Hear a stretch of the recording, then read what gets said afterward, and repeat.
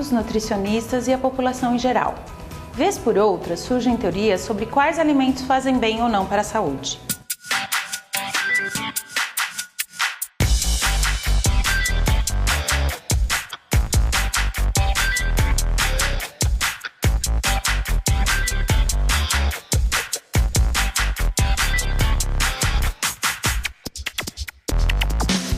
Sem entrar no mérito do que deve ou não fazer parte da alimentação, você parou para imaginar qual é o caminho que o alimento faz dentro de você? Então vamos comer e veremos qual é. A mastigação é a fase inicial do processo digestivo. É nesta fase que os alimentos são triturados e moídos, ligando-se entre si pela ação misturadora da saliva, formando então o bolo alimentar, o qual será deglutido. Neste processo, a saliva é muito importante. Por isso, ao vermos um prato apetitoso, o cérebro manda a mensagem e nós ficamos com água na boca. Ao engolir a comida, o alimento desce pela faringe, também conhecida como garganta.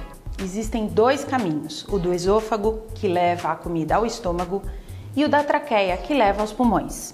Naturalmente, o caminho correto é o do esôfago, pois a epiglote, esta cartilagem que funciona como uma espécie de portinha, se fecha enviando o alimento para onde ele tem que ir.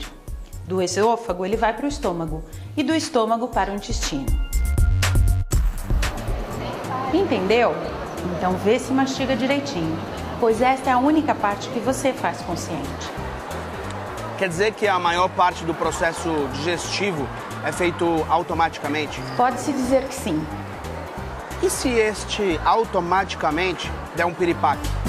Então, disfagia quase sempre é o resultado de uma anormalidade anatômica ou funcional neuromuscular, em qualquer estrutura ou fase do processo de deglutição, oral, faríngea ou esofágica.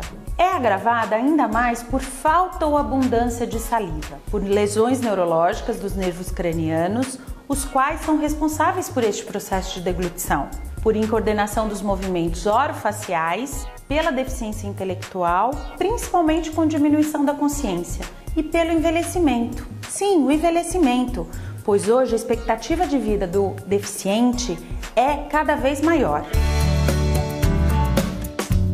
Nós, das Casas André Luiz, dispensamos atenção especial com as pessoas que cuidamos. A grande maioria dos nossos assistidos tem paralisia cerebral e estão envelhecendo, com graus de disfagia avançados e diferentes. O assunto é sério. Explica melhor essa tal de Gente, o nome é disfagia. Disfagia significa dificuldade na deglutição graças a um processo agudo ou progressivo que interfere no transporte do alimento da boca ao estômago. Para resumir, a comida acaba indo para o pulmão. E o que acontece com a comida no pulmão?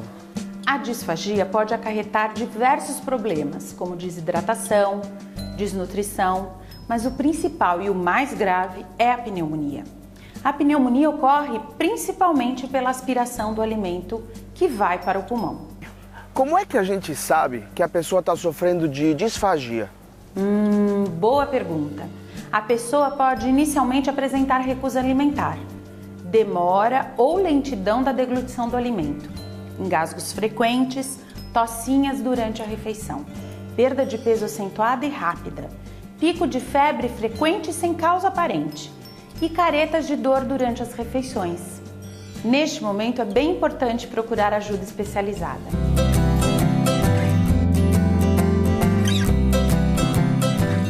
E como é que vocês atuam na prevenção do problema aqui nas Casas André Luiz?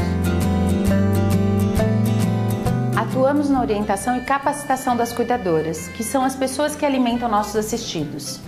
Mas o setor de fonoaudiologia trabalha terapeuticamente no gerenciamento das disfagias, procurando prevenir o agravamento do quadro. Começamos pelas mudanças de textura e consistência do alimento. Trabalhamos e adequamos a postura para o momento da refeição, adaptando melhor nossas cadeiras de rodas. Modificamos os acessórios para a refeição, colher, copo, canudo, prato, e também buscamos melhorar a higiene oral desta pessoa.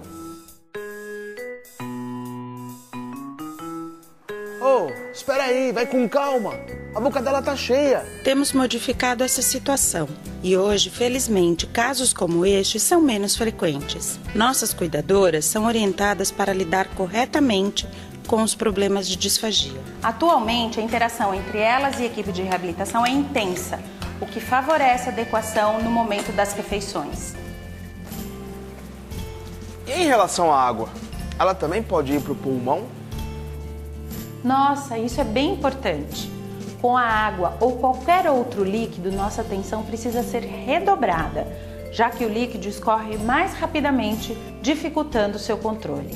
Aqui nas Casas André Luiz, em todos os casos de disfagia, usamos um espessante, ou seja, um produto que engrossa a água.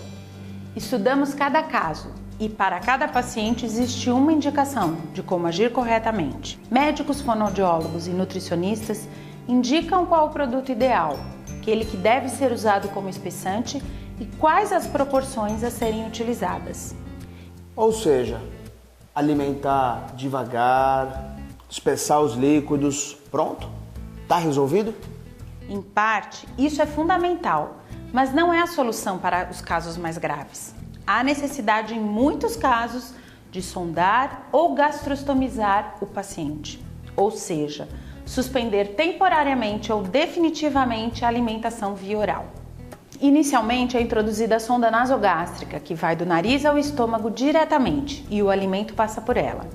Em casos definitivos extremamente graves, o paciente é gastrostomizado, ou seja, é feita uma cirurgia para a colocação direta da sonda no estômago e a alimentação é feita somente por ela.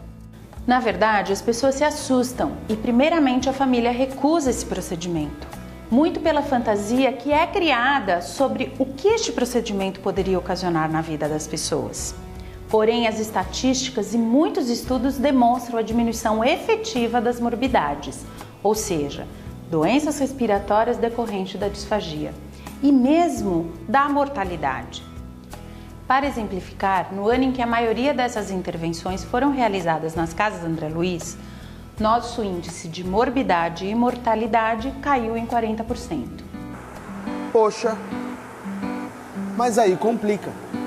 Essas pessoas nunca mais vão poder experimentar o sabor dos alimentos? Na verdade, não é bem assim.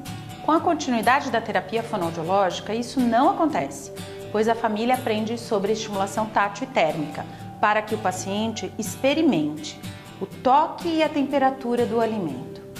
Aprende também sobre a estimulação gustativa, ou seja, ele sente o gosto dos alimentos.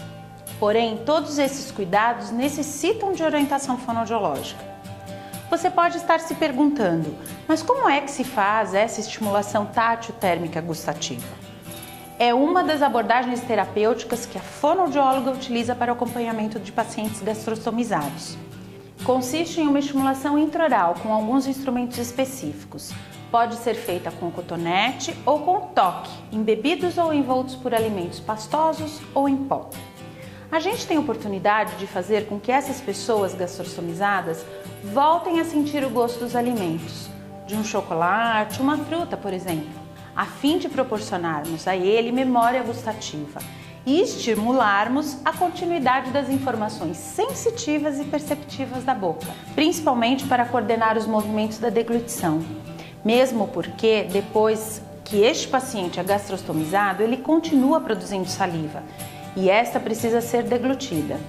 Preste bem atenção, muito bem deglutida. Eu já vou comer chocolate com vocês. Poxa, mas quanta informação importante. Agora me diz uma coisa, o que a gente precisa fazer para se cuidar e evitar desenvolver a disfagia? Ei pessoal, peraí! Como dissemos, é quase que inevitável a disfagia em quadros neurológicos, em lesões do sistema nervoso central e até mesmo no envelhecimento. No entanto, aqueles cuidados que falamos ajudam e muito. E ao primeiro sinal de disfagia, procure um fonoaudiólogo.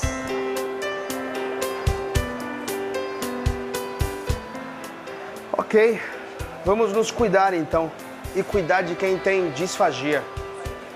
Mas olha, esse papo deu uma fome danada. Vocês dão uma licencinha que agora a gente vai fazer uma boquinha aqui.